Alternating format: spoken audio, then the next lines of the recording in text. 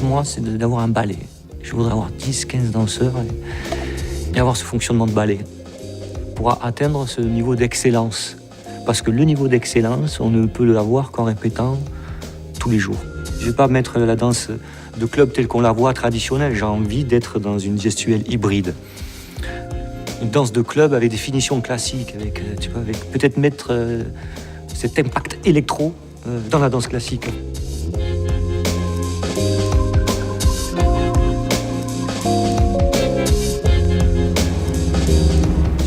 C'est toujours des moments très forts, les auditions, parce que je sens la peur de l'audition, le stress. Pour eux, c'est quelque chose d'important.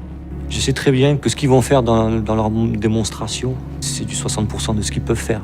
J'ai envie aussi d'intégrer des danseurs qui sont des personnages. Et je reviens vraiment avec le pied gauche. 5, 6, 7, 8, 1, 2, 3. 3 et vraiment derrière. Et 4.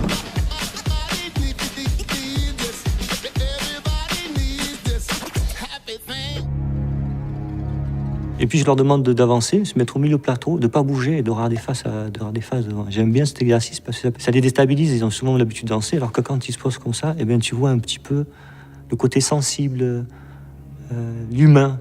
Il y a un aura. Sont gardés Jocelyn, Link, Marie, Romain G, Lydie, Laura, Romain Delers, Brandon, Julien et Arthur.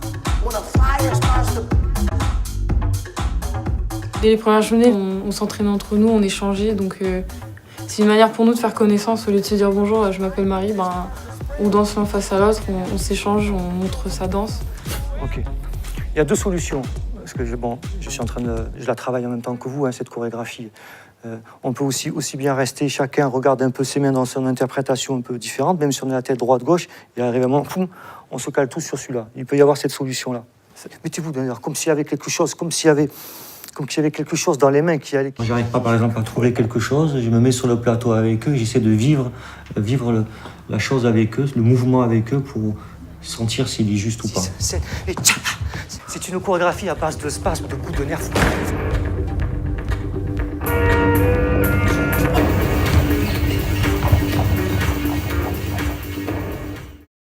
Moi j'ai kiffé quand il a dit qu'il était quelqu'un de viscéral et qu'il n'était pas du tout le genre de chorégraphe qui essaie de... Il est proche de nous, hein. Il n'utilise pas de mots, mais c'est plus dans la danse en fait. Tu vois vraiment que quand il monte ses mouvements, tu vois, il le vit. Après, je pense qu'il faut un mélange des styles aussi. Ouais. Pour que ce soit plus riche, parce qu'après si on est trop basé dans nos styles à nous, on va rester enfermé dans des cases, alors que si on échange tous ensemble, ça pourrait être vraiment ouf.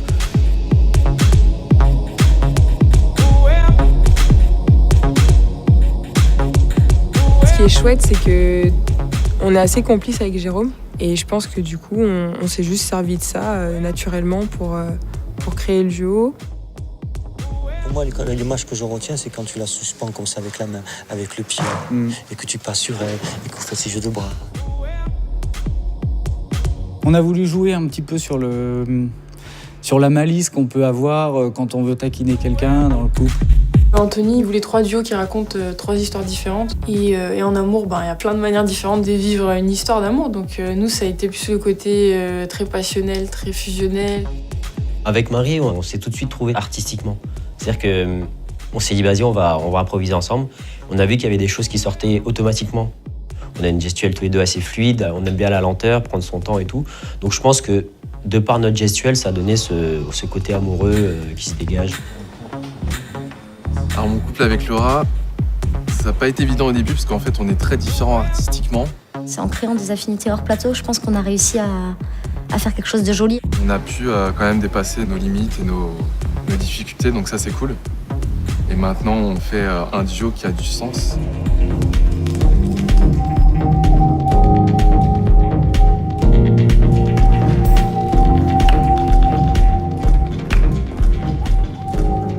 Le quatuor, ça a été un long chemin.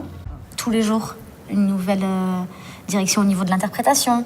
Mais dans ce quatuor-là, si on change l'interprétation, on est obligé de changer la gestuelle aussi. Et du coup, il fallait sans cesse recadrer et recadrer la direction qui était prise, quoi. Et au final, ces histoires de casser de talons, c'est des choses que lui n'avait pas prévues, que personne n'avait prévues, qui sont parties de travail d'atelier qu'il a fait avec les danseuses. Et du coup, ont amené une lecture différente. Et ça devient plus du tout des femmes fatales, et c'est là que c'est super intéressant. c'est que c'est devenu un mélange de force et de fragilité. Ouais. C'est artistique, c'est très difficile d'arrêter une idée, de dire voilà, c'est celle-là et c'est la meilleure. Peut-être que demain, ça va faire éclore une autre idée encore. Pour moi, c'est ce qu'on appelle spectacle vivant, je l'accepte. On ne peut pas tout construire en amont, sur le papier, et pas tenir compte de ce qui se passe sur le plateau, de l'énergie des interprètes. Donc, effectivement, Tony, il essaye. Et puis, il valide une piste, puis peut-être que 15 jours après, il va la modifier, il va la rechanger, revenir en arrière. Ça, c'est le travail de création, c'est normal. Les choses bougent. Je pense qu'on ne peut pas tout le temps tirer le meilleur de chaque danseur. Je suis d'abord au service du spectacle, de ce que j'ai à dire et à raconter. Je ne pense pas qu'on crée facilement. Créer, c'est une partie de soi-même. Dans une création, on met ses peurs, on met sa joie, on met ses questionnements, on met ses angoisses, on met ses fantasmes. Et la création, c'est ça, hein, c'est humain. C'est tout ce qui t'habite, c'est tout ce que tu es, c'est tout ce que tu vis, c'est tout ce que tu ressens. C'est le tableau disco avec le trio électro, tout ça. Il y a des choses qui sont mêmes, mais d'autres qui correspondent pas trop à mon travail, en fait. Je vais faire ce que je sais faire. Je vais écrire la danse, je vais mettre mes images, mes fortes images, je vais faire ce qui me correspond à moi. Voilà. C'est un ressenti personnel que j'ai, mais aussi de certains retours. Des gens qui me connaissent bien et qui ont vu ça, ils m'ont dit « Anthony, c'est pas toi. » Ça va dire « Emmenez chez toi. Emmenez chez moi. Il faut que je vous amène chez moi. » Je pense que je suis le seul dans toute l'équipe artistique à être avec cette création 24 heures sur 24. Je pense que la plupart, ils rentrent chez eux, ils passent à autre chose. Moi, je rentre chez moi, je passe pas à autre chose. Au début, ils voulaient faire un tableau spécial électro avec les 3 danseurs. Sauf que ce tableau-là, il est passé à la trappe. J'ai dit que les promesses qui avaient été faites au début n'avaient pas été tenues. Il me dit « Oui, Brandon, j'ai un truc à te proposer et tout. » J'ai pensé à une idée de faire un rôle transformiste.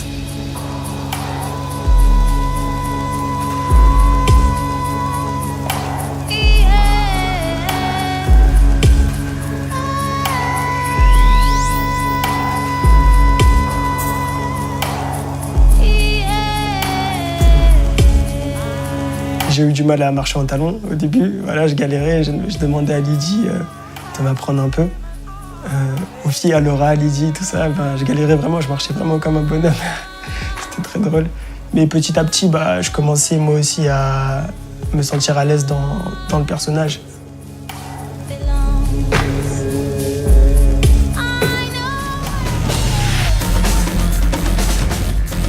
La construction de musique électro, elle est construite d'une manière très intelligente, faite pour accélérer et emballer le rythme cardiaque, et faire monter l'adrénaline, l'impact de la musique électro sur les corps et ce DJ. C'est pour ça que je voulais travailler avec un DJ sur scène. En fait, Bliss, c'est très compliqué pour nous deux. On va créer une musique, Philippe et moi. On l'envoie à Anthony. Elle dure, par exemple, 1 minute 30, 2 minutes 30, comme le disco, ça a été le cas. On revient 1 mois après. Lui, il en a fait une version de 8 minutes. Donc, c'est des allers-retours comme ça. On donne une musique, il nous renvoie une chorégraphie de 8 minutes. Sur cette 8 minutes-là, nous, on cale tout à la maison, au studio, on cale tout sur les gestes, etc. Finalement, Anthony va retirer les 2 minutes du début. Et c'est là-dessus où il faut être flexible. On ne maîtrise pas tout dans un spectacle. Ce que je veux dire, c'est qu'on a plein de bonnes intentions au départ. Mais c'est du spectacle vivant, et c'est pour ça qu'on l'aime.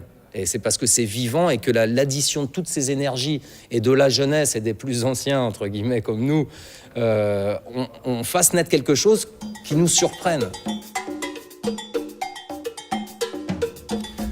Nous, on est percussionnistes de base. Donc du coup, nous, on avait aussi envie de ramener des percussions, de les justifier. Dans la musique électro, ça se fait beaucoup aussi des percussions, que ce soit des digitaux ou de baguettes ou accessoires.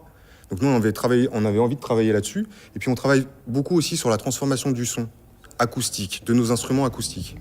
Donc voilà, nous, avec tous les micros, tous les patchs et les machines, on avait envie aussi d'explorer tout cet univers-là.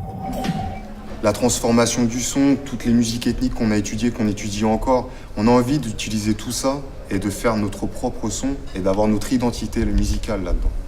Et si on arrive à sortir de Bliss avec ça, je pense qu'on aura un pari gagné.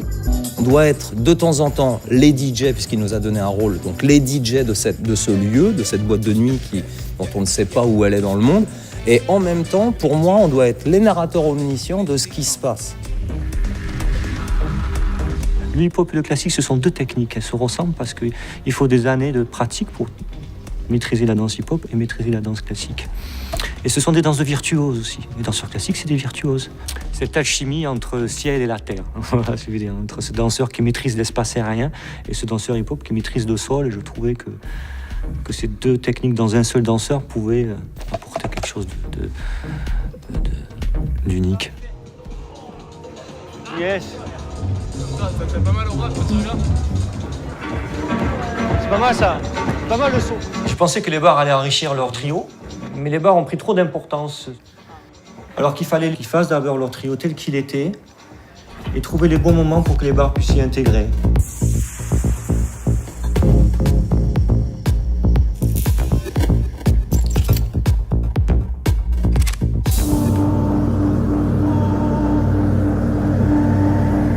Le but, c'est de montrer une danse. C'est pas de montrer une succession de techniques. Il y a ce solo de Romain sur sa table. Il est dans une technique électro, mais tu vois plus l'électro, tu vois un danseur.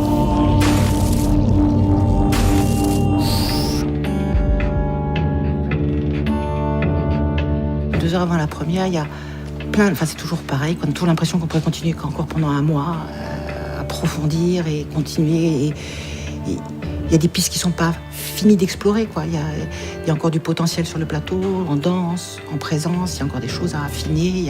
Et en même temps, il y a des moments de filage où je frissonne, où je les regarde vraiment, où je me fais capter. Donc je me dis, après tout, si moi, ils me captent alors que je les ai regardés je ne sais pas combien d'heures,